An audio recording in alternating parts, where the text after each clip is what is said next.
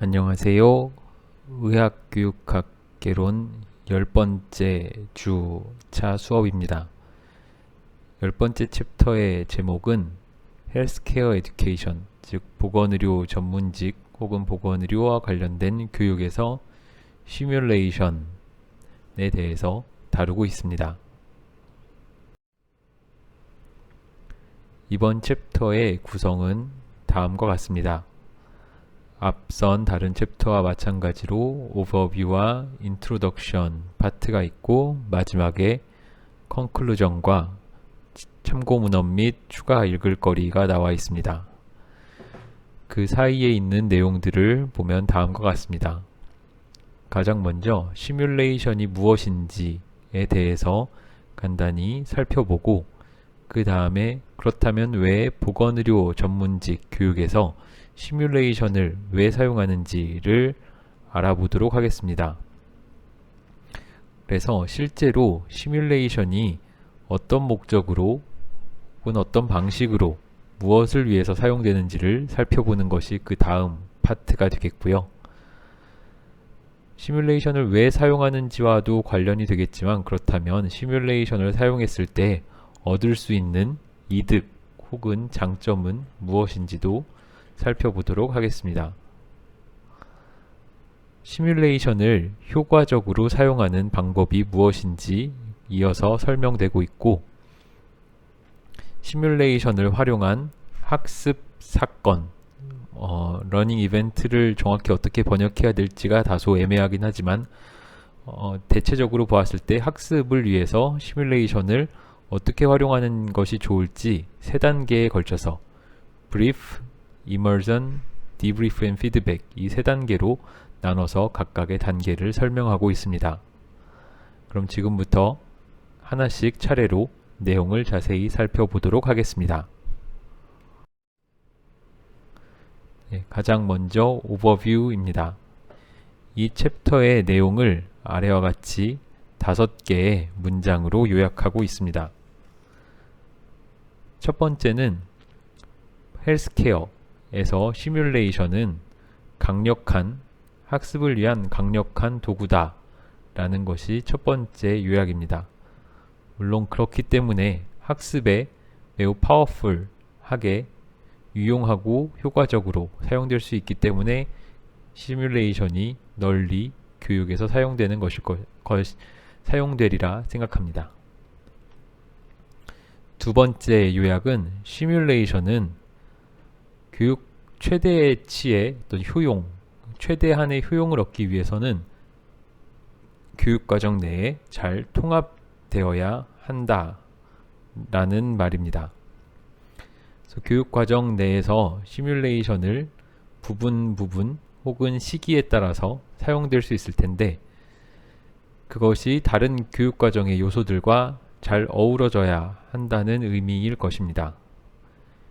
대표적으로 지금 의과대학생들의 경우 의사국가시험, 실기시험에서 진료, 표준화 환자를 즉 SP를 이용한 진료 시험과 어떤 각종 시뮬레이션 혹은 마네킹 등을 이용한 술기 파트로 나눠서 의사국시 실기시험을 보고 있습니다. 한편 동시에 본과 3학년과 4학년 학생들은 이런 실기시험을 대비함과 동시에 임상실습을 하고 있고 따라서 바람직하게는 실기시험을 준비하는 SP를 활용한 어떤 교육 내지는 평가도 시뮬레이션이라고 할 수 있을 텐데 이러한 SP를 활용한 시뮬레이션과 실제 환자, 즉 리얼 페이션트를 활용한 임상실습 이 두 가지의 내용이 적절히 균형을 이루고 또 잘 통합되어야 이 시뮬레이션의 최대한의 효용을 얻을 수 있을 것입니다. 시뮬레이션을 교육에서 널리 활용하는 이유가 여러 가지가 있겠지만 아마 가장 중요하고 또 시뮬레이션이 필요한 이유 중에 하나는 환자에 대한 리스크, 위험을 줄이기 위함일 것입니다.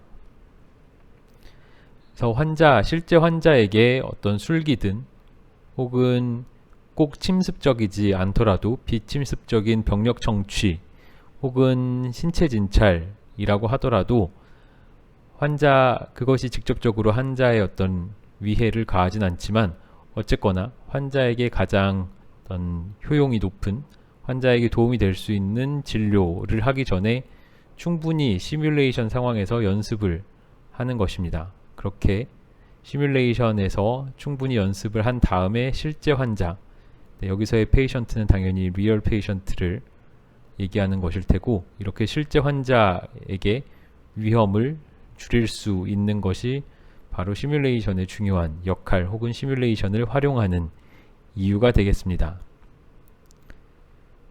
시뮬레이션은 안전한 프랙티스, 의료 행위를 위해서 보건의료계 학생들을 준비시킴에 있어서 중요한 임상적 경험을 제공하긴 하지만, 그것은 임상적 경험을 어그먼트, 증강현실 같은 게 어그먼티드 리얼리티 해가지고 증강 현실은 이렇게 번역이 될 텐데, AR이죠.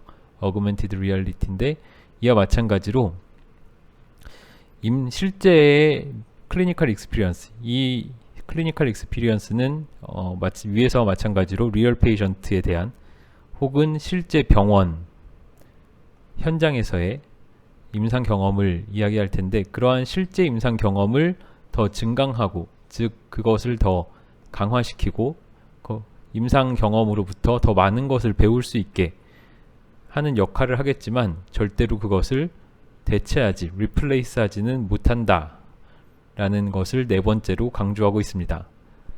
즉 아무리 시뮬레이션이 유용하고 또 그로부터 얻을 수 있는 이득이 크더라도 절대로 실제 임상 경험을 대체하지는 못한다는 것입니다.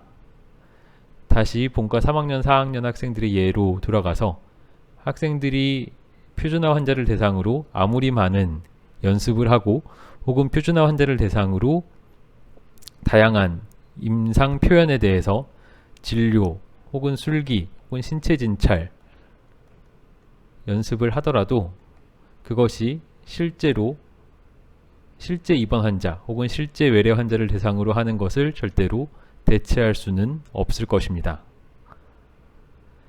마지막으로 강조하는 것은 건설적인 디브리핑입니다. 디브리핑은 앞서 슬라이드에서 3단계, 즉 브리핑, 이머전, 디브리핑의 3단계로 나눈 것의 이 마지막 단계가 될 텐데, 이 시뮬레이션을 학습하는 혹은 시뮬레이션 기반의 학습이 진행되는 이 마지막 디브리핑 단계에서 그것을 건설적으로 학습에 도움이 될 수 있는 방향으로 운영하는 것이 임상 현장 혹은 근무 현장, 워크플레이스로의 스킬이 전이 트랜스퍼 되도록 하는 데 아주 중요하다라는 것입니다. 여기서 말하는 트랜스퍼는 우리말로는 전이와 같이 번역이 되는데, 쉽게 얘기해서 시뮬레이션 상황에서 습득한 스킬을 임상 상황으로 트랜스퍼, 즉 그대로 가지고 옮겨가는 것입니다. 다르게 말하면, 반대로 말해서 트랜스퍼가 되지 않았다라는 이야기는 시뮬레이션 상황에서는 매우 능숙하게 어떤 스킬을 보여줄 수 있지만 정작 임상 현장으로 갔더니 그 스킬을 전혀 시뮬레이션 상황에서처럼 숙련되게 하지 못했다라면 그것은 트랜스퍼가 일어나지 않은 상황이다 라고 설명할 수 있겠습니다. 그래서 이러한 전반적인 오버뷰를 가지고 이 챕터의 인트로덕션부터 차례차례 설명해 보도록 하겠습니다. 인트로덕션입니다. 현대 보건의료 시스템이 가지고 있는 가장 주된 챌린지, 중요한 어려움 혹은 극복해야 할 어떤 도전 과제 중에 하나는 reliable한, 즉 신뢰할 수 있고 하이 퀄리티, 양질의 person centered, 사람 중심의 혹은 환자 중심의 의료를 제공하는 것입니다. 물론 이러한 것이 현재 우리나라의 상황에서 우리나라의 특히 3차 혹은 상급 종합병원에서 충분히 언제나 가능하다고 할 수는 없겠지만, 그럼에도 불구하고 이러한 릴라이어블하고 양질의 사람 중심적인, 환자 중심적인 케어를 지향한다는 것에 대해서 아마 큰 이견은 없을 것이라고 생각합니다.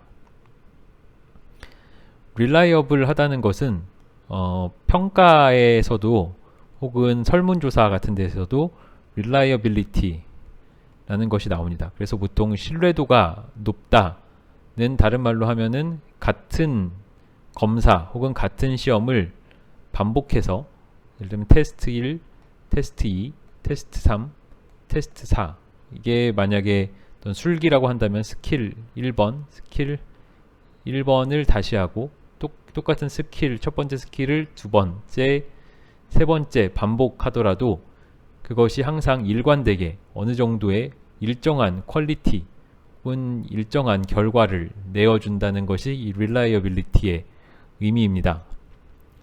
따라서 이러한 reliability가 필요한, 특히 높은 신뢰도가 필요한 여러 산업들이 있을 텐데, 혹은 그러한 조직들이 있을 텐데, 이 책에서는 그 중 하나로 항공산업, 항공업계를 이야기하고 있습니다. 또한 군사, 군대와 같은 것도 역시나 아주 높은 reliability를 필요로 하는 조직일 것입니다.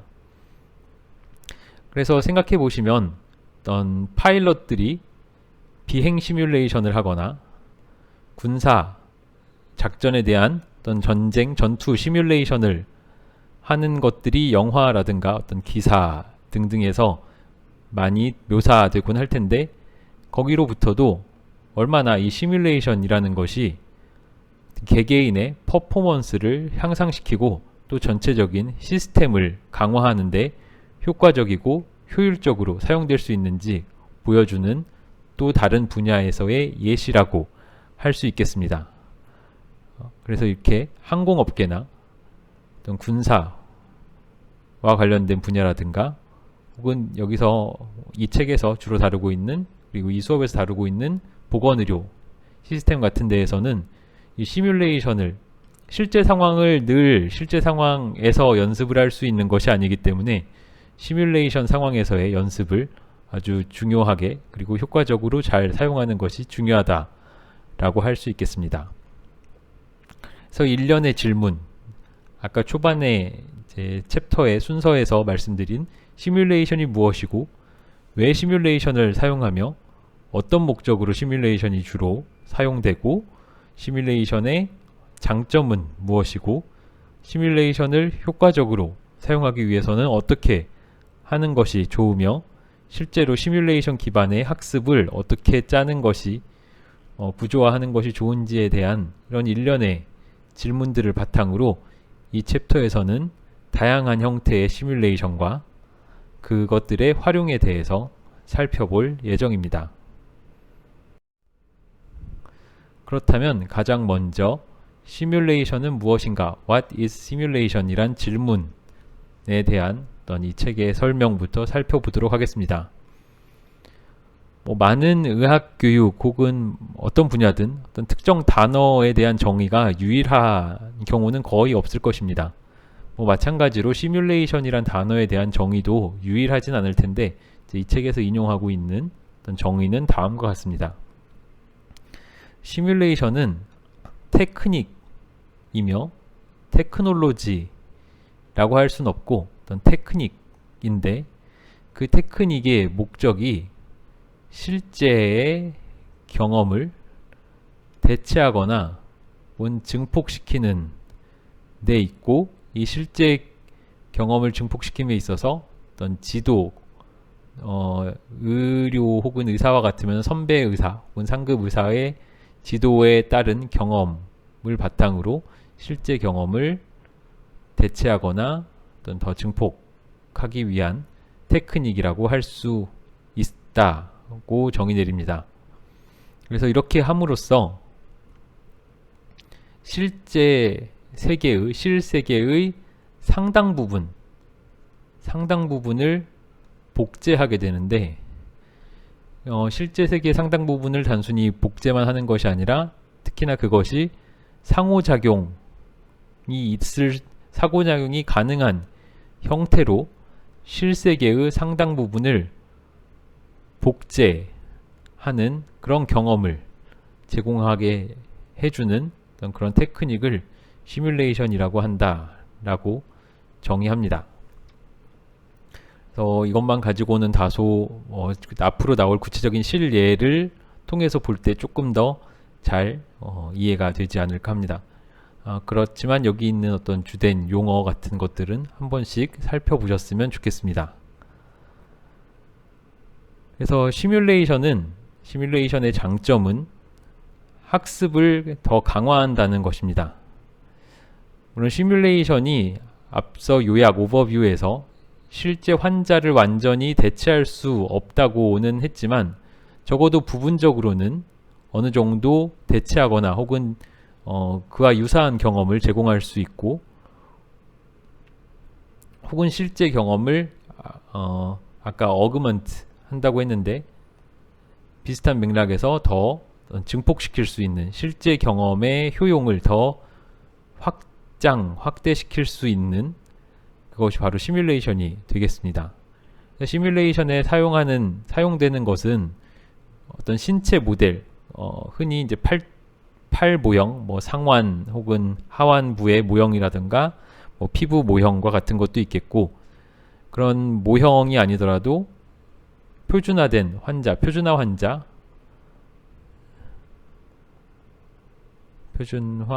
환자 혹은 이런 표준화 환자 역할을 하는 것은 주로 배우들이 되기도 할 테고요.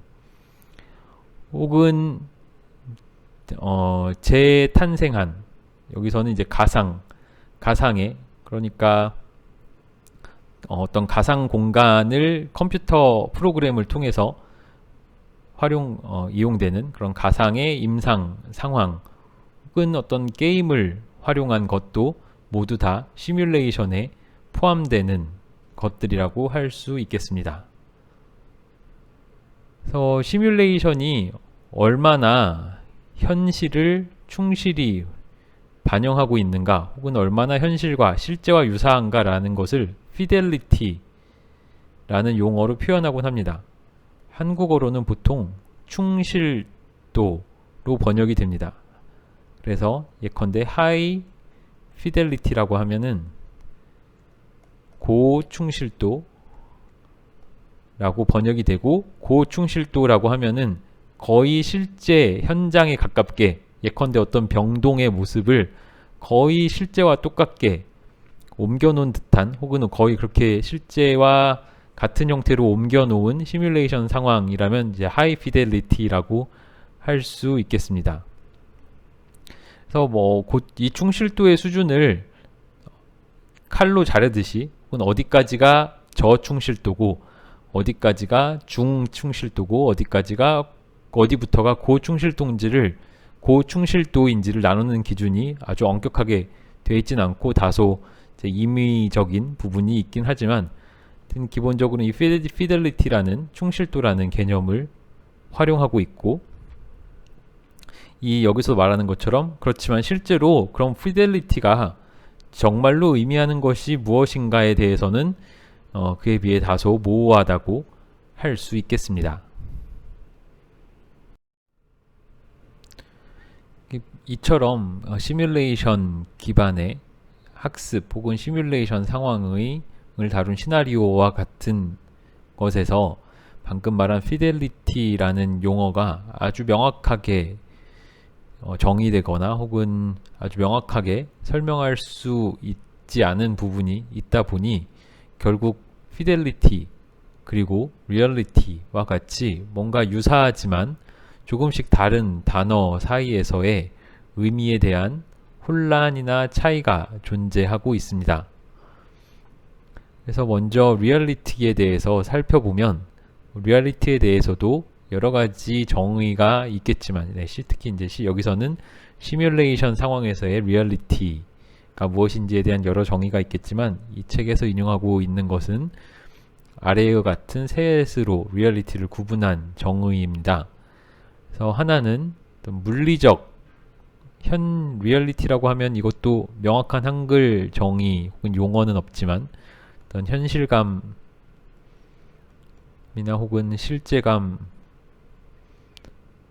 정도가 될 것 같습니다. 그래서 물리적인 실제감, 현실감이라면은 보기에 혹은 소리가 혹은 냄새 혹은 촉감 같은 것들이 실제와 비슷한 것을 말합니다. 예컨대 의과대 학생들이 이제 봉합 연습을 하기 위해서 쓰는 어떤 피부 모형 같은 것들이 그것의 촉감이나 그 피부 모형에 이제 봉합을 하기 위해 바늘을 넣었을 때의 느낌 혹은 뭐 냄새 뭐 이런 것들이 실제 사람의 피부와 얼마나 유사한지 이런 것들이 되겠습니다. 그 다음은 Semantical Reality입니다.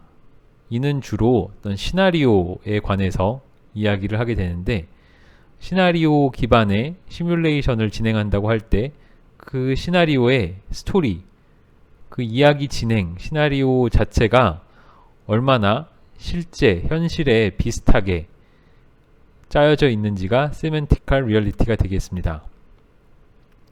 마지막은 Phenomenological, 아마 현상학적.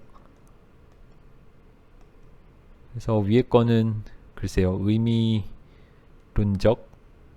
실제감 정도가 될 것 같고 굳이 번역을 하자면 아래는 현상학적 실제감, 현실감이 될 것 같은데 이것은 시나리오 자체에 의미를 더 초점을 두는 것이 Semantical Reality라면 Phenomenological Reality는 현상학적인 것으로서 이 시나리오에 대해서 참여자, 그 시나리오를 가지고 시뮬레이션 연습을 하는 참여자가 느끼거나 생각하는 것이 얼마나 실제에 가까운지에 대해 달려 있습니다.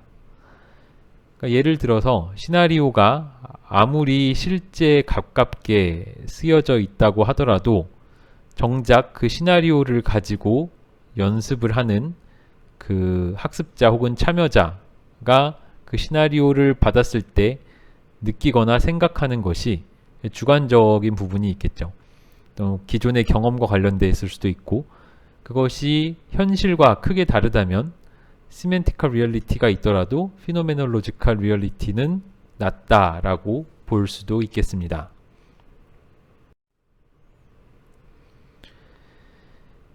Fidelity와 달리 이제 Fidelity는 얼마나 어떤 시뮬레이션의 시나리오나 모델이 실제 클리니컬 프랙티스, 임상적 의료 행위와 유사하게 접근하는가를 묘사하는 단어라고 하겠습니다.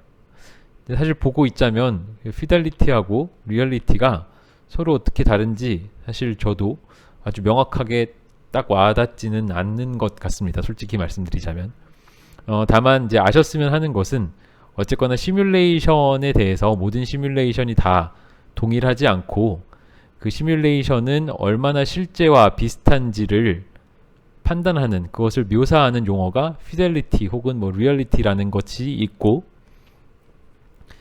그 유사하다는 것이 어떤 실제 물리적으로 유사한 것뿐만 아니라 뭐 스토리나 혹은 주관적으로 느끼는 거나 혹은 실제 의료 행위와의 유사성과 같이 여러 가지로 나눠서 그 fidelity 혹은 reality를 판단할 수 있다라는 정도를 아셨으면 좋겠습니다. 아무튼 그러다 보니까 이런 fidelity라는 것도 있고 reality도 있다 보니 이제 쉽게 생각하기에 혹은 흔히 생각할 수 있는 게 논리적으로 마치 fidelity가 더 높으면 그것을 배우는 사람도 더 잘 배우지 않을까라는 생각을 할 수도 있습니다. 예를 들면 아까 피부 모형을 이야기를 했는데 이제 학생이 피부 봉합 연습을 하는 피부 모형이 있다고 했을 때 이 피부 모형이 실제와 유사한 것과 실제와 유사하지 않은 피부 모형이 있다고 하면 학생이 유사하지 않은 피부 모형을 쓸 때보다 실제 피부와 유사한 질감 혹은 촉감 피부 모형을 쓸 때 더 잘 배우지 않을까? 뭐 이런 생각을 해볼 수도 있는데, 많은 연구 결과를 살펴보면 꼭 그렇지만은 않다라는 것을 보여주고 있습니다. 사실 어떻게 보면 그럴 법도 한 게, 어떤 모형 자체는 어쨌거나 하나의 도구, 학습 수단일 것이고, 사실 그 학습 수단을 가지고 얼마나 잘 배우는지는 사람마다도 다를 수도 있고, 마치 어떤 같은 책을 가지고도, 같은 책을 읽거나 같은 수업을 듣고도 사람마다, 학생마다 배우는 게 크게 다른 것처럼 이 모형 자체가 중요하지 않다고 할 수는 없겠지만 모형이 학습의 모든 것을 결정한다는 아닐 수도 있겠다라는 생각도 또 반대로 해볼 수 있을 것 같습니다. 그렇기 때문에 아주 단순한 장비만 가지고도 의도한 학습 성과를 달성하는데 필요한 액티비티, 학습 활동을 제공할 수도 있습니다. 그래서 아까 로우 피델리티와 저충실도와 하이 피델리티를 나눠서 이야기를 했는데, 꼭 하이 피델리티가 아니라도 로우 피델리티의 어떤 시뮬레이션을 가지고도 의도한 학습 성과를 달성하는데 필요한 어떤 활동을 충분히 제공할 수 있는 경우가 있고, 뭐 모든 게 다 그렇진 않겠지만 적어도 로우 피델리티가 무조건 더 열악하거나 혹은 학습 차원에서 나쁜 것만은 아니다 라는 것을 이해하시면 되겠습니다. 다만 피델리티는 학습자로 하여금 그 모델이나 시나리오가 실제가 아니다 라는 생각을 자꾸 하지 않게끔, 그러한 생각을 옆으로 치워둘 수 있게끔 할 필요는 있습니다. 그리고 학습자가 그 시뮬레이션을 가지고, 그 학습 자료를 가지고 뭔가 상호작용을 할 때 실제 임상 현장에서 할 법한 방식으로 하도록 만드는 것이 중요합니다.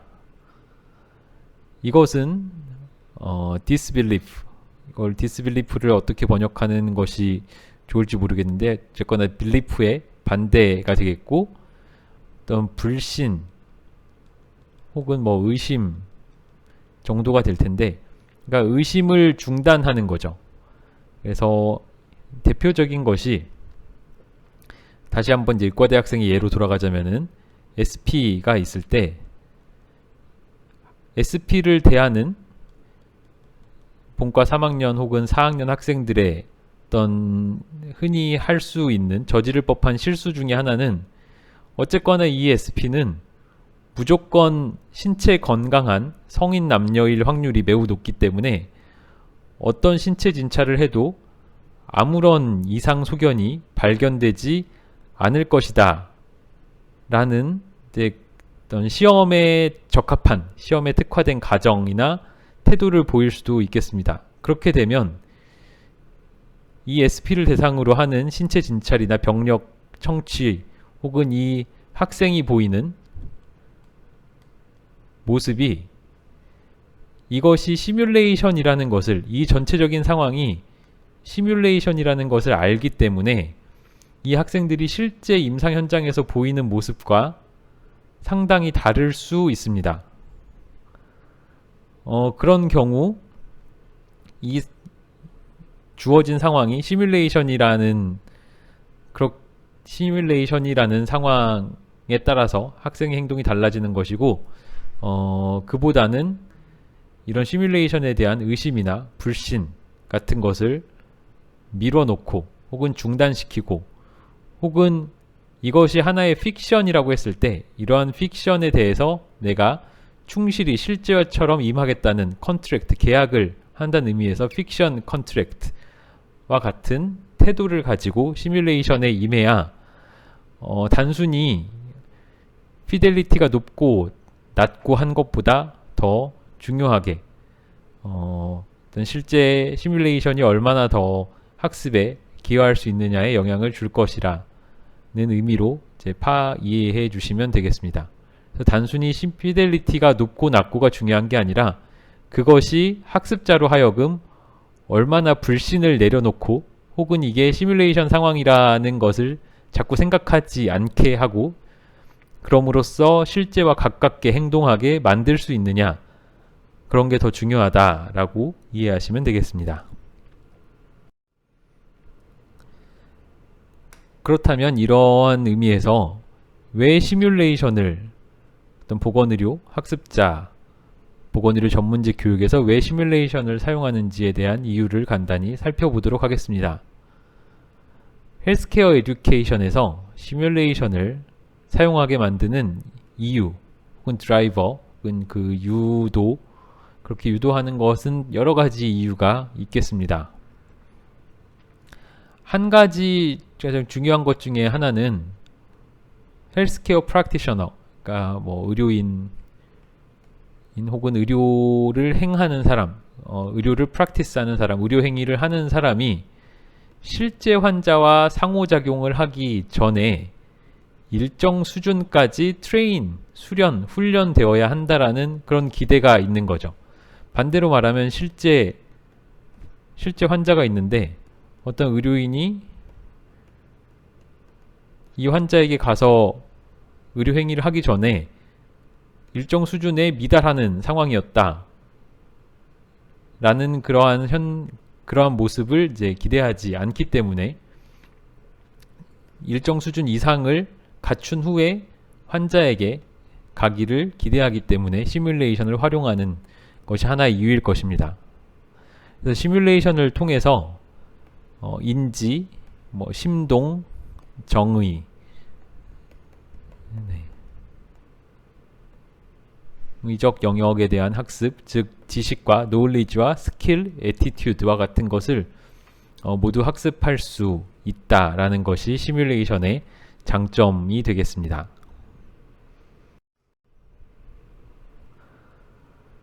그래서 임상의료의 거의 모든 부분이 실제로 시뮬레이션 될 수 있다고 이야기합니다. 어떤 정맥혈 체열이라든가 흉부 청진이라든가 이런 사이코모터 스킬은 당연히 이런 것이야 당연히 시뮬레이션으로 연습할 수 있다. 마네킹이나 모의 환자가 됐든 무엇이든 이렇게 아주 간단하고 딱 봐도 할 수 있을 것 같은 스트레이트포워드한 사이코모터 스킬을 시뮬레이션 할 수 있을 뿐만 아니라 조금 더 어떤 특화된 혹은 전문 의로서의 스킬, 예를 들어서 복강경 수술과 같은 것들도 충분히 시뮬레이션을 통해서 연습할 수 있도록 이제 만들어져 있고, 그러한 교육들이 교육시설이나 프로그램 장비들이 있다고 볼 수 있겠습니다.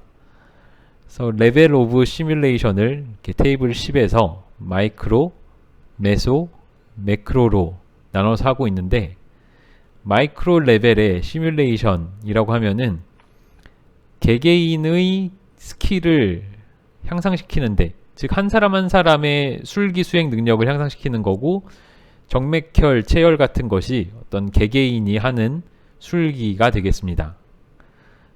그에 비해서 조금 더 확장된 형태로는 메소 레벨에서 한 사람 한 사람이 아니라 여러 사람이 모여서 팀으로서 협동해서 일하는 팀워킹을 강화시키는 단계의 시뮬레이션도 있겠고, 예를 들어서 여기서는 마취된 환자에서 어떤 크라이시스가 생겼을 때 그것을 어떻게 관리할 것인가를 한 명의 마취과 의사가 아니라 여러 그 현장에 있는 사람들이 동시에 협업해서 어떻게 팀워크를 통해 이러한 상황에 대응할 수 있는지를 연습하는 것이 메소 단계의 시뮬레이션이 되겠습니다.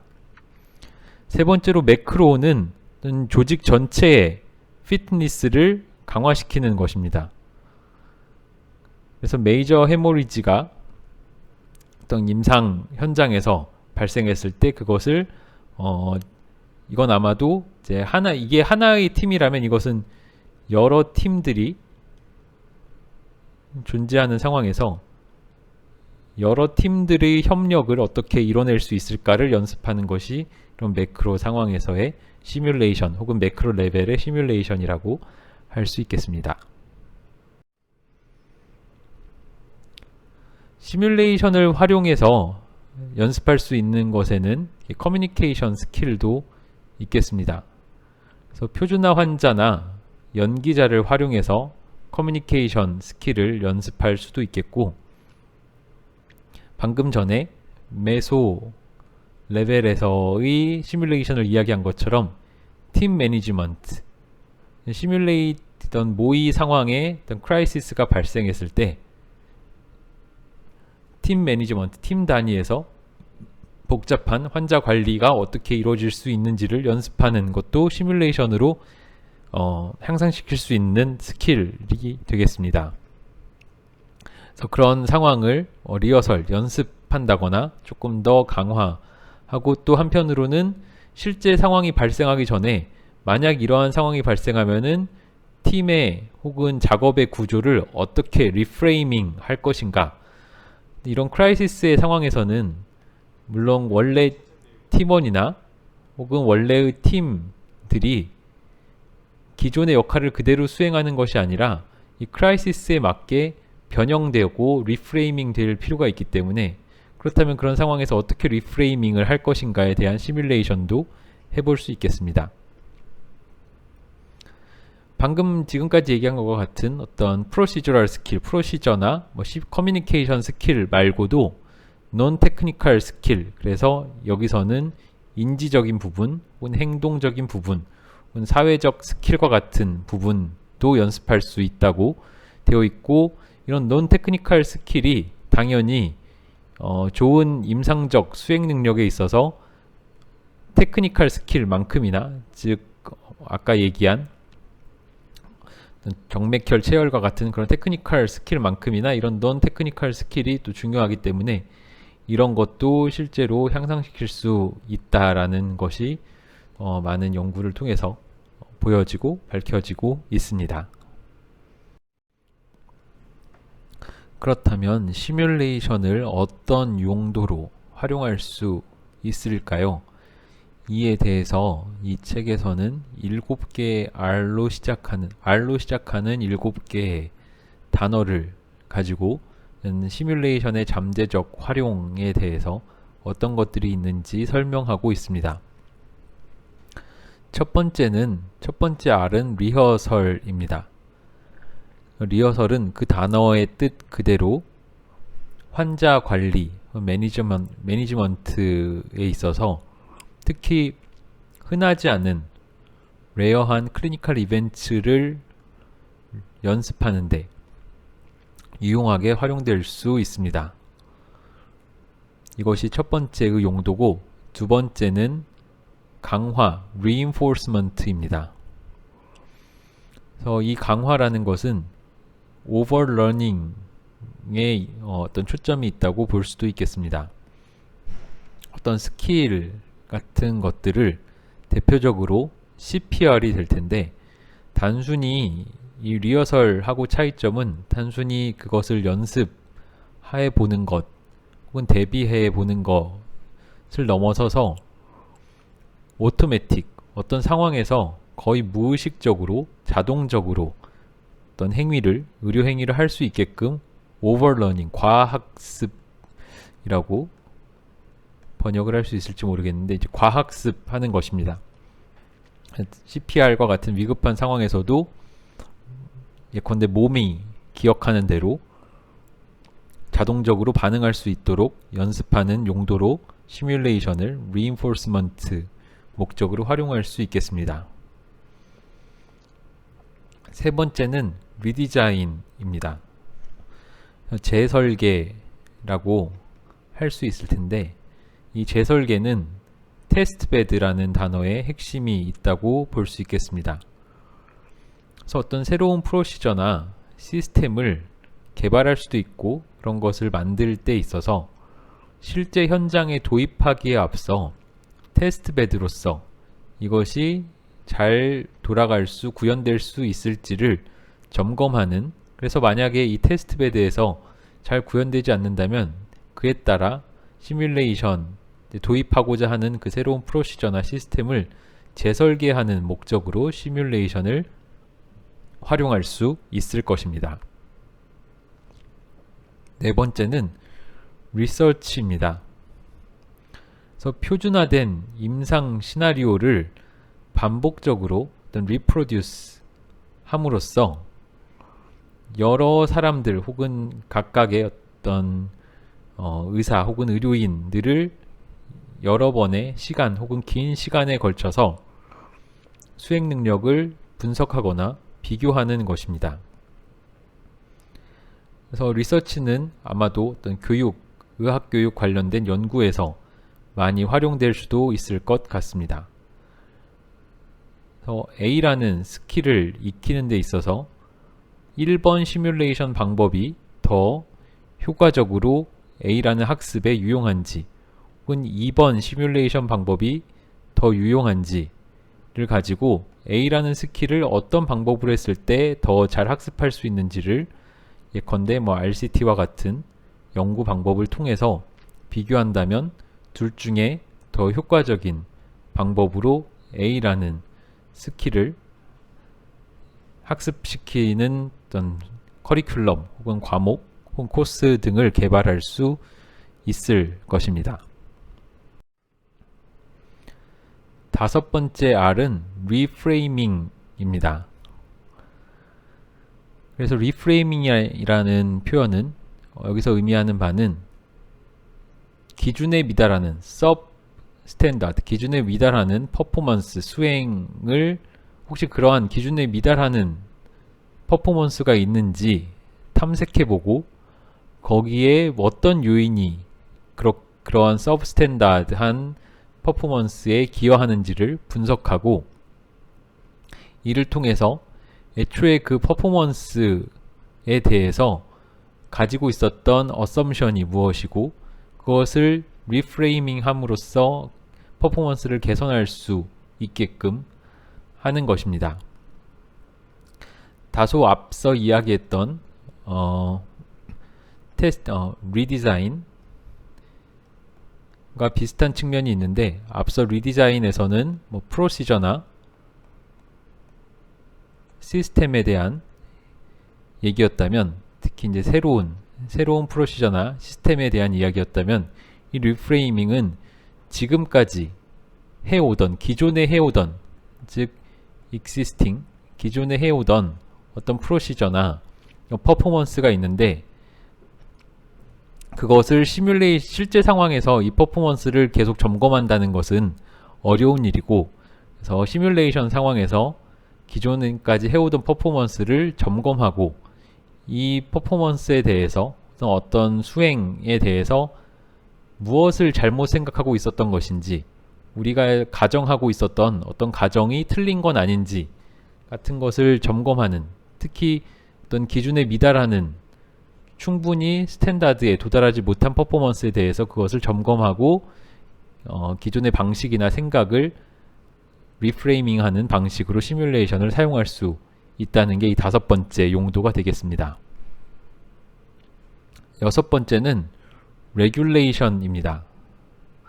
레귤레이션은 시뮬레이션을 통해서 총괄평가, 즉 보건의료 전문직 헬스케어 프로페셔널의 서머티브 이밸류 어세스먼트 총괄평가라고 합니다. 그래서 총괄평가를 하는데 시뮬레이션을 활용할 수 있겠습니다. 대표적으로 여기 라이센싱 프로세스라고 있는 것처럼 의사국시, 의사면허시험의 실기시험이 대표적인 레귤레이션 목적의 시뮬레이션일 것입니다. 그래서 의사 국가시험을 통과하지 못하면 면허를 받지 못하기 때문에 학부의 단계에서의 교육을 제대로 받았는지를 총괄적으로 평가하는 시험이 바로 이 의사 국가시험이 될 텐데 이때 실기시험을 포함시킴으로써 제대로 어떤 진단과 같은 여러가지 퍼포먼스 문제 없이 잘 수행하는지를 그러니까 진단적 목적, 그러니까 헬스케어 프로페셔널의 실제 퍼포먼스를 진단하는, 그러니까 이 사람의 퍼포먼스 수준이 뛰어난 수준인지, 혹은 즉 다르게 말하면은 패스를, 합격을 혹은 면허를 취득해도 될 만한 수준인지, 아니면은 그러한 합격선에 미치지 못하는 수준인지를 진단하는 목적의 평가가 바로 이 레귤레이션 목적으로 활용하는 시뮬레이션 기반의 어세스먼트 평가가 되겠습니다. 마지막 7번째 R은 resilience입니다. resilience는 우리말로는 흔히 회복 탄력성이라고 번역되는 용어입니다. 그래서 시뮬레이션을 통해서 보건의료계 어떤 여러 조직이 팬데믹 플루, 지금과 같은 지금 코비드 19도 팬데믹일 텐데, 이러한 자주 일어나진 않지만 아주 심각한 문제가 될 수 있는 드문 사건에 대해서 준비하는, 그래서 이러한 드문 사건을 겪었을 때 그 상황에 대해서 회복 탄력적으로 빠르게 대응할 수 있는 당면한 문제를 오랫동안 당면한 문제 때문에 고생하지 않고 일시적인 어려움이 있더라도 그것을 빠르게, 어려움으로부터 빠르게 회복할 수 있는 이러한 회복 탄력성을 기르는 목적으로 시뮬레이션을 활용할 수 있을 것입니다. 아마 우리나라에서도 메르스와 같은 어떤 팬데믹, 이때는 팬데믹은 아니었던 것으로 알고 있는데, 이런 메르스와 같은 감염병을 겪으면서 이런 상황에서 어떻게 대비해야 되는지를 이때 얻은 교훈을 통해 그나마 이번 코비드 상황에서 또 많은 어떤 교훈을 얻고 대응할 수 있었다고 알고 있습니다. 이런 것들이 바로 레질리언스 측면에서 시뮬레이션을 활용하는 사례가 될 것입니다. 그래서 이 책에 나와 있는 그림을 통해서 보자면, 스페셜리스트 마네킹을 가지고 시뮬레이션 기반의 학습을 이렇게 할 수 있습니다. 몇 번 앞서 예시를 들어드렸던 어떤 봉합 연습을 하는 피부 모형이라든가 이런 그 라인을 잡는 것과 관련된 모형과 같은 것이 피겨 10.1에 나와 있고, 피겨 10.2에는 조금 더 충실도가 높은 미드 피델리티 마네킹이 나와 있습니다. 그래서 앞에 있는 것은 단순히 어떤 피부가 전체 환자 혹은 사람의 신체의 일부분만 나타내거나, 혹은 손과 같이 어떤 전체 신체가 아니라 역시나 이것도 신체의 일부분만 나타냈다면, 그래서 이건 상대적으로 로우 피델리티라고 할 수 있을 텐데, 그보다는 이 피겨 10.2는 어쨌거나 전체 사람이 있고 이 사람에게 여러가지 실제 병원에서 설치되어 있을 법한 여러 기구들, 그리고 이런 베드와 함께 있음으로써 조금 더 충실도를 높인 미드 피델리티의 마네킹이고, 이를 통해서 복잡한 시나리오 기반의 학습을 할 수 있다라는 것이 이렇게 예시로 포함되어 있습니다. 그렇다면 이러한 시뮬레이션을 활용했을 때 얻을 수 있는 어드밴티지는 무엇인지 살펴보도록 하겠습니다. 그래서 박스 10.1에 시뮬레이션 기반의 교육을 통해서 얻을 수 있는 이득이 7가지 정도로 나누어서 설명되어 있습니다. 첫 번째는 환자에 대한 리스크가 줄어든다는 것입니다. 당연히 특히나 침습적인 어떤 프로시저일수록 그것을 실제 환자에게 연습하는 것은 거의 불가능한, 그래서는 안 될 일이고, 그래서 미리 충분히 연습을 통해서 환자에 대한 리스크를 줄일 수 있고, 또 다른 장점은 어떤 스킬을 반복적으로 연습할 수 있다는 것도 시뮬레이션의 장점이라고 할 수 있겠습니다. 시뮬레이션을 단순한 상황부터 복잡한 상황 혹은 복잡한 과제까지 순차적으로 설계함으로써 바람직하지 않은 혹은 없는 것이 조금 더 나은 간섭을 줄일 수 있습니다. 다르게 얘기하면 초심자, 노비스에게는, 즉 의과대학생, 학생 수준에서는 단순한 심플한 태스크를 주는 것이 더 바람직하겠고, 레지던트 3년차 혹은 4년차가 있다면은 이러한 단계에서는 더 복잡한 콤플렉스한 태스크를 주는 것이 나을 것입니다. 시뮬레이션에서는 이러한 태스크의 콤플렉시티를 조절할 수 있기 때문에 노비스에게 단순한 과제를, 즉 다르게 말하면 초심자에게 복잡한 과제를 주지 않음으로써 불필요한 인터피어런스 혹은 어떤 불필요한 학습에 도움되지 않는 인지적 부담 같은 것을 줄일 수 있는 장점이 있겠습니다. 이는 여기서 말하는 것과 같은 학습이 학습자의 요구, 니드에 맞춰서 이루어질 수 있다는 것이고, 만약에 시뮬레이션이 없었다면 의과대학생에게 단순하고 쉬운 사례가 아니라 임상에서 가용한 어베일러블한 사례를 연습하게 해야만 하기 때문에 그것이 학습자에게 더 적절하지 못한 수준이고 너무 어려운 난이도일 수도 있겠습니다. 하지만 시뮬레이션을 통해서 교육을 한다면 학습자의 수준이나 어떤 니즈, 학습 요구에 맞는 적절한 수준의 과제를 제공할 수 있다는 것이 장점이 되겠습니다.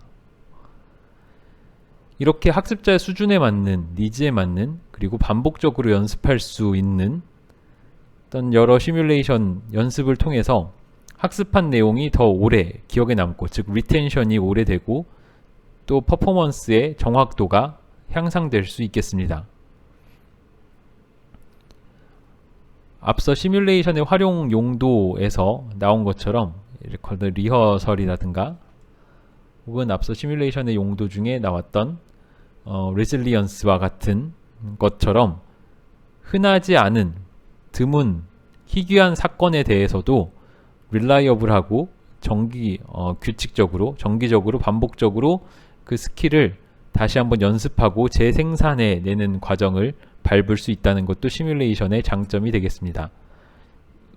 마지막으로 시뮬레이션의 용도 자체가 아까 레귤레이션이 있었는데, 레귤레이션이라는 용도처럼 퍼포먼스의 어떤 기준을 바탕으로 퍼포먼스의 수준을 평가하고 또 더 강화하는 reinforcement가 되겠죠.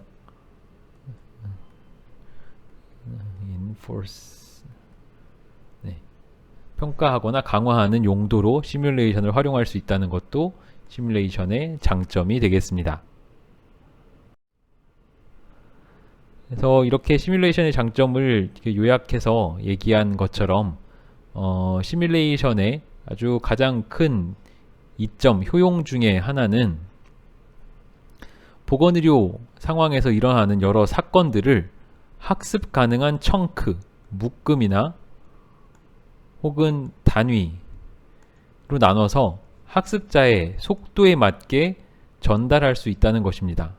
그러니까 실제 임상 상황은 이렇게 큰 덩어리로 일어나는데, 특히 학습자의 수준이 낮을수록 이렇게 크고 복잡한 덩어리를 한꺼번에 던졌을 때 학습자는 이것을 제대로 소화해내지 못할 것입니다. 따라서 이를 잘게 잘라서 학습 가능한 수준만큼, 학습자가 이해할 수 있는 수준만큼, 연습할 수 있는 수준만큼만 학습자에게 던져줄 때 훨씬 그 청크 단위로 잘 배울 수 있을 것입니다. 이는 즉 학습자의 전문성 수준을 고려한 교육이 가능하다는 이야기이기도 합니다. 그래서 상급 혹은 충분히 연습이 된, 훈련이 된 학습자에게는 이 청크의 대부분을 혹은 모든 부분을 다 한꺼번에 던져줄 수도 있겠고, 이런 식으로 어떤 과제를 부분 혹은 전체로 재구조화함으로써 실제 상황과 비슷한 리허설을 할 수 있게 하는 기회를 제공해 줍니다. 실제 임상 상황, 클리니컬 프랙티스에서 복잡하고 어려운 시나리오를 여러 서포트가 가능한 환경에서 연습할 수 있게 해줍니다.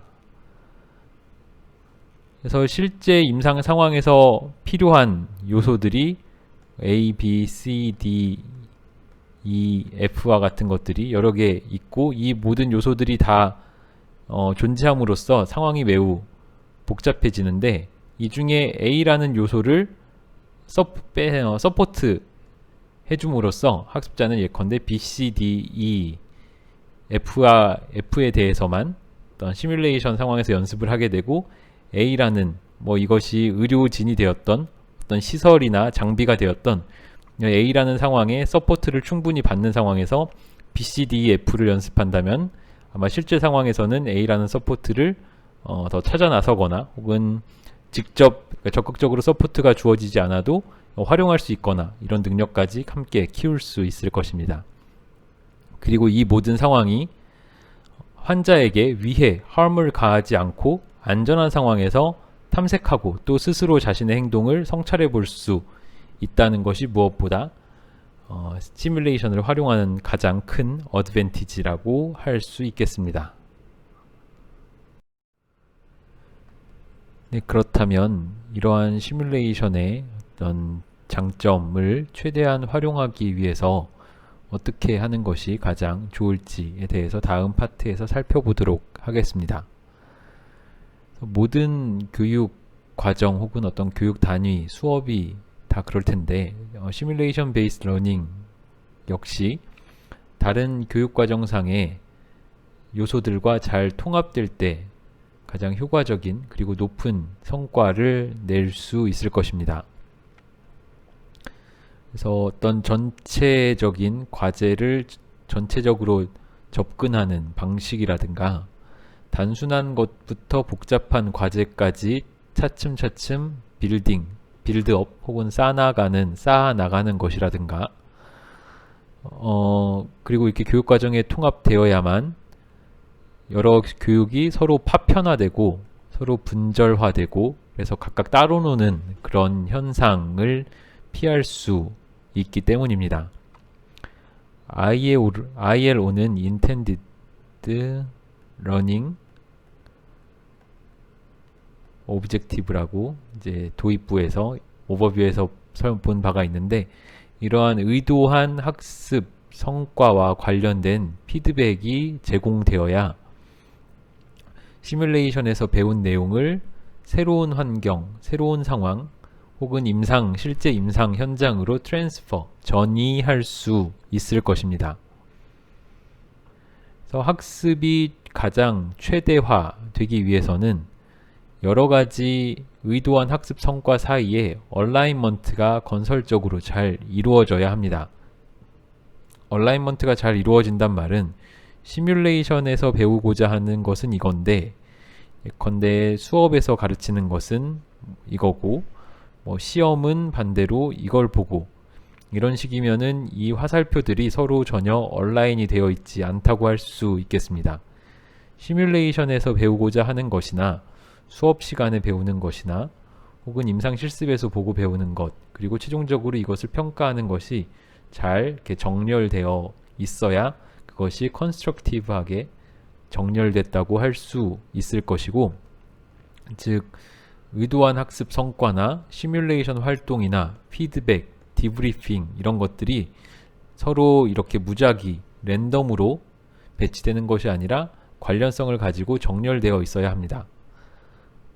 반대로 말하면 제대로 계획이 충분하지 않고 또 스크립트, 대본이나 시나리오가 제대로 짜여지지 않은 상태에서 어디 마네킹 가지고 와서 아나필락시스 연습 한번 해보자 라는 방식으로의 시뮬레이션 접근은 전혀 의도하지 않은 학습만을 가져올 수도 있고, 심지어 이 과정을 수행하는 학습자에게도 매우 안전하지 않은 학습을 초래할 수 있습니다. 그래서 시뮬레이션 학습 이벤트, 그러니까 시뮬레이션 교육 사건 혹은 교육 상황을 설계하기 위한 어떤 템플릿을 아래와 같이 이 책에서는 제시하고 있습니다. 그래서 시나리오 템플릿 예시인데요.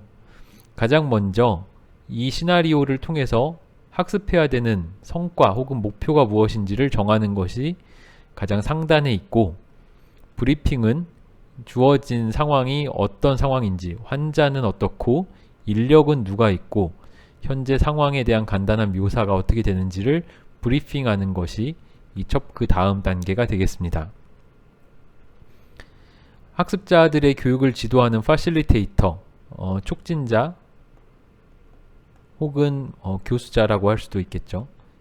혹은 뭐 지도 의사일 수도 있겠고, 이 상황 그 사람이 이제 생각하고 염두에 둬야 하는 내용이 이렇게 가이드나 지침이 이렇게 있고, 마지막으로 이 상황에서 제공되는 환경이나 시설, 장비, 어떤 준비물 같은 것들이 이렇게 나와 있습니다. 이렇게 기본적으로 시나리오에 대한 템플릿을 잘 짠 다음에 실제 교육으로 활용해야 최대한의 효용을 얻을 수 있을 것입니다. 그래서 가장 먼저 학습자가 무엇을 달성해야 하는지를 설정하는, 즉 목표, 아웃컴이나 오브젝티브를 설정하는 것이 첫 번째 단계가 되겠습니다. 그래서 앞서 보여드린 그 4칸 중에 그 스토리보드에 첫 번째 그게 들어가야 하고, 이 목표, 어떤 것을 달성해야 하는지에 따라서 그럼 어떤 리소스가 필요하고 어떤 인력이 필요한지가 그에 기반해서 정해진다고 봐야겠습니다. 시뮬레이션 학습 상황, 시뮬레이션 러닝 이벤트를 활용한 어떤 활동은 이러한 것을 고려한 설계가 필요합니다. 학습자를 적절한 어떤 시점 혹은 적절한 상태에서 챌린지해야 합니다. 그래서 학습자에게 너무 난이도가 쉬운 지점도 아니고 너무 난이도가 높은 지점도 아니고 학습자가 최대한의 학습을 할 수 있는, 너무 쉽지도 너무 어렵지도 않은 이 적절한 중간 단계에서 학습자에게 도전적인 과제를 제시해야 합니다. 그 다음에 학습을 최적화하기 위해서는 일정 정도의 실패가 있을 수도 있다는 것을 인정해 주는 것도 필요합니다. 이렇게 안전하게 실패할 수 있고 실수를 하거나 그럼에도 불구하고 환자에게 실제적인 리스크가 없다는 것이 바로 시뮬레이션의 장점이기 때문입니다. 시뮬레이션을 효과적으로 활용하는 방법에 대해서 이어서 설명하자면, 그 다음으로 이제 마스터리 레벨, 즉 숙련자 혹은 이제 숙달 학습, 특히 모든 것을 이제 완벽한 숙련도로 익히기 위한 그런 퍼포먼스의 연습에서는 코칭과 피드백이 동반될 때 훨씬 더 그 연습이 혹은 퍼포먼스가 정교하게 다듬어질 수 있습니다. 그리고 이러한 코칭과 피드백을 통한 어떤 퍼포먼스의 파인 튜닝은 시뮬레이션을 활용해서 도달할 수 있는 방법이기도 합니다. deliberate practice, 이것은 한국말로도 여러 가지 번역이 됩니다만 저는 개인적으로 의도적 연습이라는 번역을 조금 선호하는 편인데, 그러니까 어떤 프로시저 등을 혹은 어떤 스킬을 연습할 때 아무 생각 없이 10번, 20번 반복하는 것이 아니라 특정한 부분을, 특히 잘 안 되는 부분, 피드백이 필요하거나 코칭이 필요한 부분에 대해서 의도적으로 반복적으로 연습하는 것이고, 이를 통해서 익스퍼티스, 즉 전문성을 갖출 수 있다 하고 이야기하는 어떤 것이 deliberate practice입니다. 네, 시뮬레이션 커뮤니티, 즉 시뮬레이션을 활용하는 어떤 그 학계 혹은 그것을 주로 사용하는 어떤 공동체가 직면하는, 혹은 시뮬레이션을 그냥 넓게는 시뮬레이션을 활용할 때 직면하는 도전 과제는 우선 어떤 것이 가장 베스트 프랙티스인지를 그 커뮤니티 내에서 공유하는 게 하나가 있겠고, 또 하나는 시뮬레이션 환경에서의 그 가상 환경 혹은 연습 시뮬레이션 환경에서의 행동의 변화가 실제로 워크플레이스, 즉 근무 현장, 임상 현장까지도 잘 트랜스퍼 되는지가 중요한 도전 과제이자 꼭 해결해야 할 문제 중 하나가 되겠습니다. 그래서 이러한 여러 환경들이 환경마다 중요한 차이가 있고, 그래서 그렇게 잘 환경으로 트랜스퍼가 되어야만 그것이 궁극적으로 환자 성과, 페이션트 아웃컴의 개선을 가져올 수 있을 것입니다. 그래서 이 그림에서는 스코틀랜드의 모바일 스킬스 유닛이라고 하는 이런 식의 시뮬레이션 혹은 연습 시뮬레이션 러닝 이벤트의 예시를 보여주고 있습니다. 마지막 파트입니다. 그렇다면 어떻게 시뮬레이션을 운영하는 것이 가장 바람직한 그리고 이상적인 그리고 학습에 도움이 되는 방법인가, 시뮬레이션을 어떻게 운영해야 할 것인가를 다루는 파트이고, 시뮬레이션 기반의 학습 활동은 서로 연결되고 하지만 또 한편으로는 구분된 여러 요소들로 이렇게 구성될 수 있습니다. 그래서 브리핑, 그리고 immerse, debrief 이렇게 세 단계로 나눠지게 됩니다. 하나씩 살펴보도록 하겠습니다. 브리프 단계에서 해야 할 일은 다음과 같습니다. 가장 먼저 이 시뮬레이션에 대한 전반적인 인트로덕션, 소개를 하고, 이 학습자와 교수자, 이 시뮬레이션에 참여하는 여러 사람들에게 이 시뮬레이션의 의도한 intended learning objective, intended learning outcome이 무엇인지를 확실하게 동의하고 합의하는 단계가 필요합니다. 타이밍을 포함해서 이 시간의 배분이라든가 전체적인 세션의 구성을 살펴보고, 그라운드 룰을 정합니다. 그라운드 룰이라고 하면은 특정한 활동이 진행되는 이 시간 동안 전체 팀원 혹은 조원이 따라야 하는 규칙을 이야기합니다. 앞에 소그룹을 다룬 챕터에서도 간단히 이야기한 바가 있습니다. 이 모든 단계가 끝나면 디브리핑이 있을 것이라는 거에 동의를 서로 해야 합니다. 그러니까 이렇게 브리핑하고 그 다음 단계인 이머전까지만 하고 끝나는 게 아니라 마지막에 오는 이 디브리핑 단계는 실제 시뮬레이션 기간 동안 잘된 것 그리고 잘 안 된 것 등을 진솔한 피드백, 건설적 피드백을 주고받는 단계이기 때문에 이런 디브리핑이 향후에 있을 것이라는 것에 대해서 참여자들이 잘 인식하고 있어야 합니다. 불안함을 혹은 그 불안감을 느낄 수 있다는 것을 서로 인정해주고, 또 서포트가 가능하다. 특히 이게 시뮬레이션 상황이기 때문에 얼마든지 환자의 안전에 대한 위해 없이 서포트가 가능하다는 것을 한 번 더 주지시키고, 시뮬레이션 환경에 대해서 오리엔테이션을 하는 것도 필요합니다.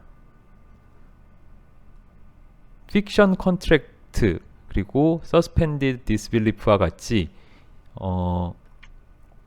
이 시뮬레이션 상황에 대해서 시뮬레이션 상황이니까 아무렇게나 해도 괜찮겠지가 아니라 이게 마치 진짜 상황인 것처럼, 이게 가상의 상황이더라도 그것을 실제처럼 임할 것을 어떤 서약하고 서로 그것에 대한 약속을 하는 그런 믿음 혹은 신뢰, 그런 단계의 형성이 필요합니다.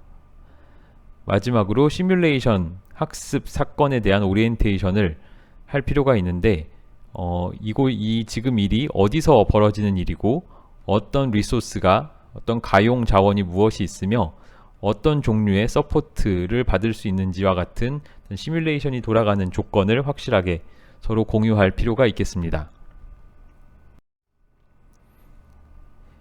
이머전 단계는 두 번째 브리핑에 이어지는 단계입니다.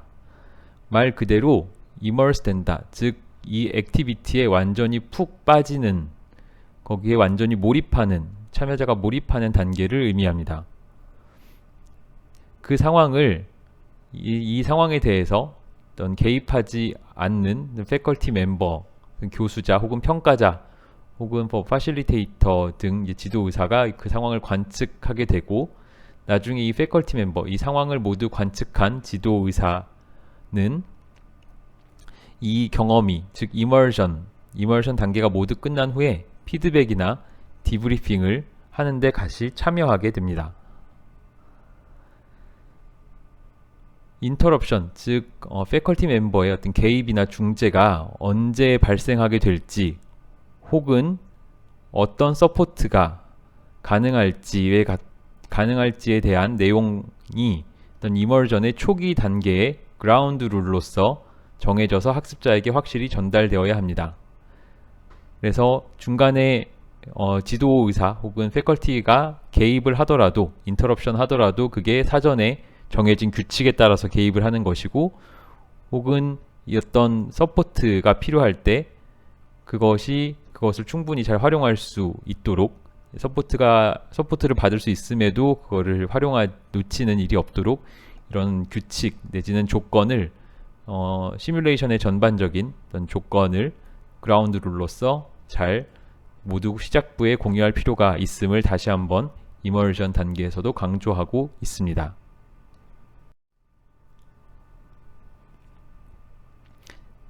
프로시저럴 스킬, 즉 프로시저를 익히는 어떤 그런 스킬을 배울 때는 2단계 혹은 4단계의 접근법을 활용할 수 있습니다. 그래서 이 아래에는 2단계 접근법과 4단계 접근법을 나눠서 설명하고 있는데요. 우선 아래쪽에 2단계, 2스테이지 어프로치부터 보도록 하겠습니다. 첫 번째는 가르치는 사람이 코멘트를 하면서, 예를 들면 내가 지금 여기서 이러한 술기나 조작 혹은 이러한 행동을 하는 것은 어떤 이유로 하는 것인지에 대한 것 같은 코멘트를 하면서 스킬을 시연하는 것입니다.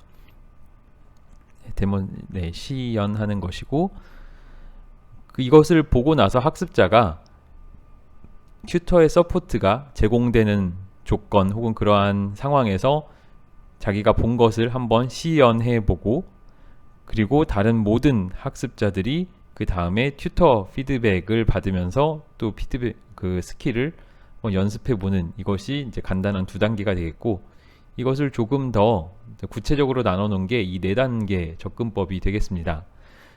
제 생각에는 이 4단계 접근법을 염두에 두고 익히시는 것이 조금 더 낫지 않을까 싶습니다. 처음 단계는 비슷합니다. 우선 스킬을 가르치는 사람이 데몬스트레이트 하는 것인데, 첫 번째는 아무 말 없이, 코멘터리 없이 시연을 하는 것이고, 그 다음에 다시 한번 보여줄 때는 코멘트를 하면서, 이 단계에서 이렇게 행동하는 이유가 무엇인지를 코멘트를 하면서 시연을 하는 것입니다. 그 다음 단계로는 학습자가 튜터가 시연을 다시 하는 동안 그것에 대해서 학습자가 말로 해보는 것입니다. 가르치는 사람이 하는 걸 본 다음에 학습자가 바로 하는 것이 아니라, 학습자는 그것을 코멘터리를, 2단계에서는 코멘터리를 학습자가 하는 것이라고 볼 수도 있겠습니다. 그 다음에서야 학습자는 튜터의 서포트를 받으면서 직접 데몬스트레이션을 해보고, 그 다음에 다른 모든 학습자들이 프랙티스를 하는, 이러한 4단계로 구성할 수 있겠습니다. 디브리핑이 진행될 때 참여자들이 스스로 디브리핑을 진행할 수도 있습니다. 그렇게 할 때 어떤 구조화된 도구 없이 진행할 수도 있겠지만, 조금 더 흔한 형태의 디브리핑은 패컬티 멤버, 즉 지도하는 지도의사 혹은 교수가 디브리핑이나 피드백을 위한 공간과 시간을 제공해 주는 것입니다. 디브리핑을 하는 사람에게 중요한 것은 신뢰할 수 있는, 믿을 수 있는 그런 모습입니다. 근데 이렇게 믿을 수 있는 모습이라는 것은 단순히 그 내용 분야의 전문성을 갖췄다라는 의미는 아닙니다. 그보다는 디브리핑을 하는 사람은 서로 신뢰할 수 있는 그런 분위기를 만들 수 있어야 합니다. 신뢰할 수 있는 분위기라고 하는 것은 다른 말로 하면 학습자가 자신의 관점의, 다른 사람들이 자신의 관점을 경청해주고 또 가치 있게 여겨줄 것이라는 그런 이해, 그런 믿음이 바로 신뢰의 분위기라고 할 수 있겠습니다. 또한 디브리퍼는 피드백이 한 일방향으로, 즉 교수가 혹은 상급자가 하급자에게 일방향으로 전달하는 게 아니라 쌍방향 프로세스라는 것을 반드시 기억해야 합니다. 따라서 디브리퍼의 역할은 토론을, 디스커션을 촉진하는 과정을 통해서 퍼포먼스를 더 잘 분석할 수 있도록 도와주는 것입니다. 그래서 디브리핑이나 피드백에 관한 여러 가지 모델이 연구되고 제시되고 있습니다. 디브리핑을 하는 시간에 어떤 감정적인 혹은 꽤 격렬한 감정적인 반응이 발생할 수도 있습니다. 이러한 감정적인 반응은 그 참여자가 이 경험에 아주 깊이 관여했음을 혹은 깊게 참여 인게이지 했음을 의미하는 것으로 볼 수도 있겠습니다.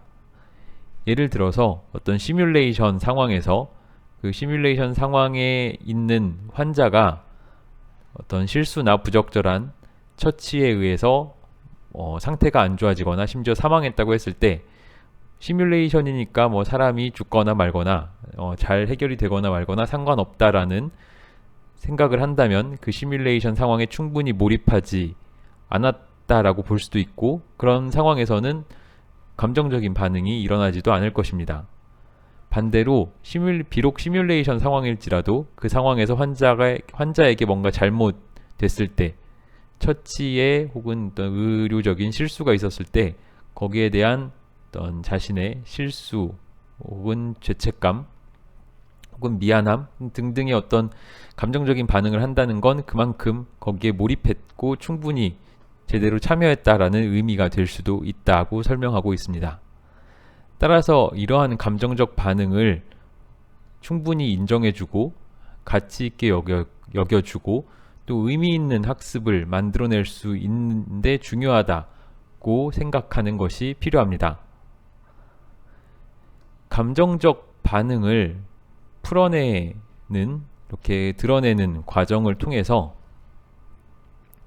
참여자는 신체적으로 그리고 정신적으로 시나리오로부터 이제 벗어날 수 있으며, 그러니까 시나리오 자기가 몰입했던 역할이나 그 상황극에서 약간 다시 벗어나는 것이라고 할 수 있고, 그렇게 하면서 그 상황을 연기한 사람으로부터 그 상황을 한 발짝 떨어져서 돌아볼 수 있는 성찰하는 사람으로 전환 혹은 이행할 수 있다고 설명합니다.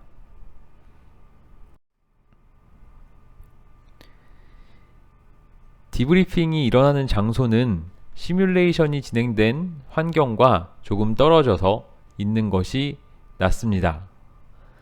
또한 그 시뮬레이션 상황을 녹화한 비디오가 있다면 그것을 활용했을 때 무슨 일이 발생했는지에 대한 객관적 증거가 될 수도 있고, 내가 했던 일에 대해서 내가 수행한 퍼포먼스를 잘못 기억할 수도 있는데 그것을 교정해 준다는 측면에서 비디오 녹화된 것이 있으면 유용하게 활용될 수 있겠습니다.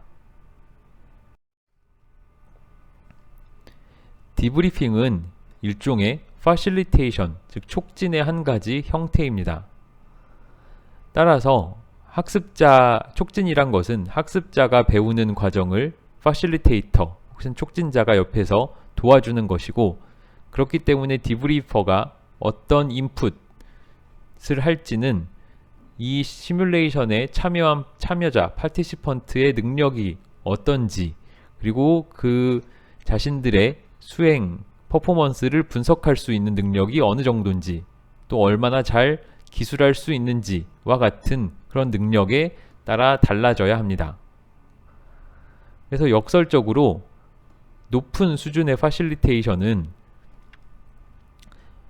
최소한의 개입, 그래서 모더레이션 되지 않은 대화를 상황이 오히려 역설적으로 높은 수준의 파실리테이션일 수 있습니다. 그 말은 그만큼 참여자들이 스스로 자신들이 했던 일과 그것을 분석하는 데 훨씬 숙련되고 능숙하다는 의미이기 때문입니다. 반대로 이렇게 충분히 숙련되거나 자신들이 했던 시뮬레이션 상황을 제대로 충분히 이해하거나 복귀하지 못하는, 분석하지 못하는 경우에 더 많은 구조나 테크닉의 파실리테이터 혹은 디브리퍼에게 필요할 수 있습니다. 그래서 질문을 던진다거나 성찰적인 경청하는 자세라거나 참가자가 했던 말을 다른 말로 파라프레이즈 한다거나 리프레이즈 한다거나 어떤 한 가지 주제로 대화를 몰아가거나 프레이밍 하거나 등등 조금 더 적극적인 파실리테이션이 필요한 경우도 있을 수 있습니다. 어쨌거나 그 파실리테이션의 레벨, 그 적극적인 파실리테이션이든 아니면 다소 덜 적극적인 파실리테이션이든 효과적인 그리고 효과적이지 않은 디브리핑의 모습이 어떤지에 대한 일반적인 합의는 다음과 같이 정리될 수 있습니다. 효과적인 디브리핑에서는 개방적인 질문을 하고 반대로 효과적이지 않은 디브리핑은 주로 폐쇄형 질문을 하게 됩니다. 효과적인 디브리핑에서는 긍정적 강화가 이루어지고 반대로 효과적이지 않은 디브리핑에서는 누군가를 조롱하거나 비판하는 모습이 자주 보이게 됩니다. 효과적인 디브리핑을 위해서는 인지적 도구, 즉 어떤 서식이라든가 포맷, 구조화를 도와줄 수 있는 도구들이 필요하고 효과적이지 못한 디브리핑에서는 그저 단순히 무엇을 잘못했는지 실수에만 집중하는 모습을 볼 수 있습니다. 효과적인 디브리핑에서는 시청각 자료를 충분히 잘 활용하고 셀프 디브리핑이 포함된 반면 효과적이지 못한 디브리핑에서는 테크니컬한 부분에 대해서만 디브리핑이 이루어진다고 정리하고 있습니다. 그래서 무엇이 되었던 시뮬레이션 기반의 학습이 성공하기 위해서는 학습자들로 하여금 그 시뮬레이션 기반의 학습 사건을 한번 돌아보고 요약하고 무엇을 배웠는지 서머라이즈 할 수 있는 공간이 주어져야 합니다. 또한 이렇게 시뮬레이션을 통해 배운 것을 실제 의료행위 혹은 근무 현장, 임상 현장으로 어떻게 가져갈 것인지, 어떻게 적용할 수 있을 것인지에 대해서 계획하는 시간도 필요합니다. 결론입니다. 시뮬레이션 기반의 교육은 보건의료, 헬스케어 분야의 학습에 있어서 아주 강력한 도구가 될 수 있겠습니다. 브리핑, 그리고 이머전, 디브리프로 이어지는 이 세 단계의 접근법은 시뮬레이션 기반의 학습이 교육과정상에 잘 통합되게 만들어질 때 가장 효과적이고 비용 효과적으로, 그래서 그 용도 혹은 효용이 최대화되는 방식으로 시뮬레이션을 활용할 수 있을 것입니다. 네, 이 챕터와 관련해서 참고 자료는 다음과 같습니다. 추가적인 읽을 거리가 아래와 같이 나와 있으니 참고해 주시기 바랍니다. 네, 이로써 10번째 챕터 헬스케어 에듀케이션에서의 시뮬레이션에 대한 설명을 마치도록 하겠습니다. 감사합니다.